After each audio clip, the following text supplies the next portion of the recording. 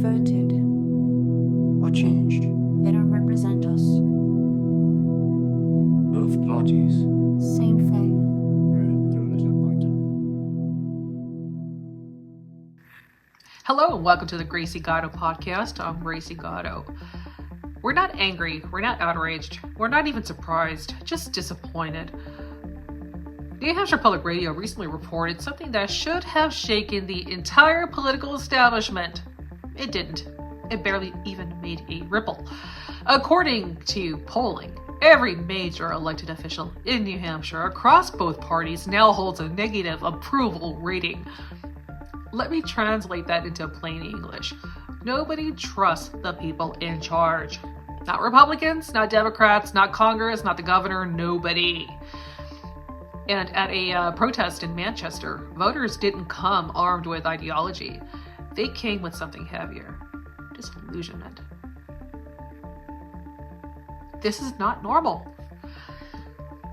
This is not how a healthy political system behaves. In a functioning democracy, dissatisfaction swings like a pendulum.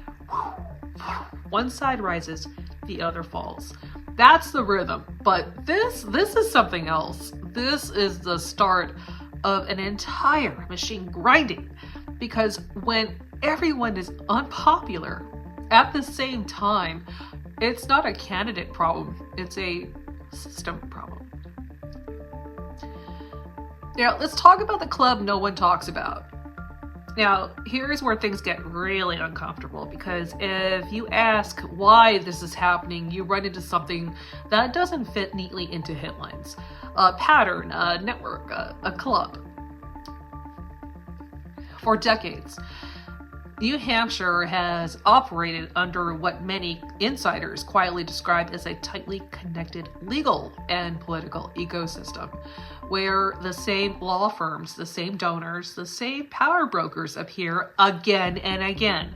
Different elections, same orbit. And when power circulates inside a closed loop long enough, accountability starts to suffocate. Enter House Bill 1675. Now, let's bring this into the present, because this is exactly why legislation like HB 1675 should exist. A bill about oversight, transparency, financial accountability. Now, that's a simple idea, right? Now, if an organization is receiving public money, the public should be able to see where it goes. That's not radical, that's just basic hygiene and democracy. And yet, look at the reaction. Media distortion, political pushback, narrative control. Why? Because transparency is dangerous to systems. The money trail. Let's talk about the thing that makes everyone squirm: money. Because once voters start asking where the money is going, the conversation changes. There are growing concerns raised by political observers that certain publicly funded nonprofits may be entangled in political influence, lobbying pathways, or candidate support structures that deserve scrutiny. Now, pause if that's even partially true.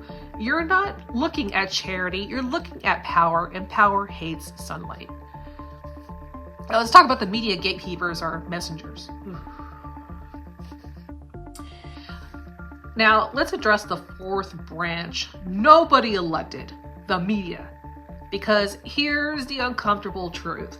If voters are this frustrated and journalists are still framing stories like everything is business as usual, then something is broken there too. You can't report, quote, people are upset, and then refuse to investigate what exactly are they upset about. That's not journalism, that's stenography with better lighting. And when media becomes a gatekeeper instead of a truth seeker, it doesn't calm the public. It inflames them. I'm talking to you, WMUR. The breaking point. Here's why this matters. Why this moment matters. Because this isn't partisan anymore. This is bipartisan clarity when people on opposite sides of the political spectrum start saying the same thing. That's not division. That's convergence. That's the moment the narrative breaks. New Hampshire is different. And here's the twist.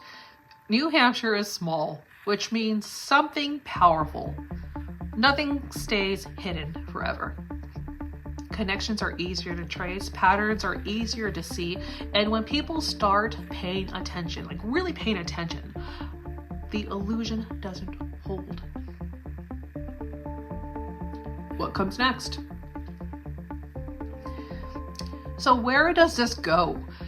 That depends on one thing: whether people stop at disappointment or move into action, because disappointment is passive. Accountability is not.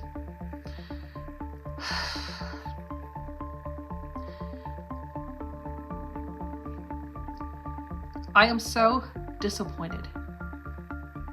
That's what they said. But disappointment is just the crack, the first crack in the wall, because once people start seeing the system clearly, they don't go back to sleep. This was never about left versus right. This is about whether the system still belongs to the people or whether it's been quietly claimed by something or someone else. All right, let's stop speaking in theory for a second and look at an actual document, because this is where things stop being abstract and start getting very, very, very real. The document. What you're looking at here is a State of New Hampshire lobbyist report of political contributions filed April 24th, 2023. The lobbyist listed Jody Grimbillis, the firm J. Grimbillis Strategic Solutions, LLC, and the client listed on the report is the Coalition Against Domestic and Sexual Violence. Oh my God. Now let's walk through what's actually written here. This report includes political contributions made on behalf of the client. Now let me say that again. On behalf of the client. And listed among those contributions, a payment connected to a committee to elect House Republicans, a contribution to the New Hampshire Democratic Victory Campaign, whatever the hell that is, and a contribution tied to a state Senate candidate. So just pause. The question. Let's ask the question. If this document reflects contributions made on behalf of the client, then the obvious question becomes, what does on behalf of actually mean in this context? Is the client directing the contribution? Is the firm acting independently? Is it reimbursement, facilitation, representation? Because those distinctions matter legally, ethically, and politically. On behalf of the client. What does that mean?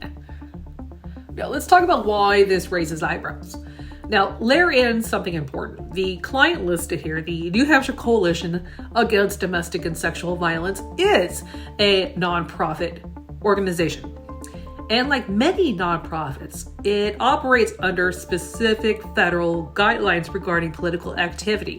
So when voters see a document like this, showing political contributions associated with a lobbying firm tied to a nonprofit client, they're going to ask questions, not accusations, questions. Jesus. Now, here's the twist that makes this even more interesting. The contributions listed, they're not one-sided. They touch both Republican and Democratic political efforts, which means this isn't about party. It's about access. It's about influence. It's about positioning. Connecting to trust collapse. Now go back to what we opened with. Voters across New Hampshire, left, right, independent, all saying the same thing.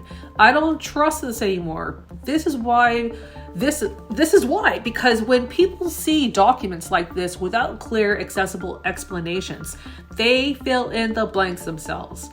And that's where trust starts to fracture. The media gap. Now, and here's the part that should bother the hell out of you. Where is the explanatory journalism? Where is the breakdown? Where is the reporter saying, hey, here's what this means. Here's what it doesn't mean. Because without that, you don't have clarity. You just have confusion. And confusion is where mistrust grows best. So let's keep this simple. This is a public document. These are reported contributions, and these are reasonable questions. Because transparency isn't about making accusations. It's about making sure the public doesn't have to guess. This isn't a conspiracy. This is a form, a state form, filed, signed, public. It shows political contributions made on behalf of a client. So the question isn't, did this happen? The question is, what does on behalf of actually mean? Because if voters don't understand the money, they don't understand the system. This is a publicly filed New Hampshire lobbying report. It shows political contributions on behalf of a client. The question is simple. What does on behalf of really mean?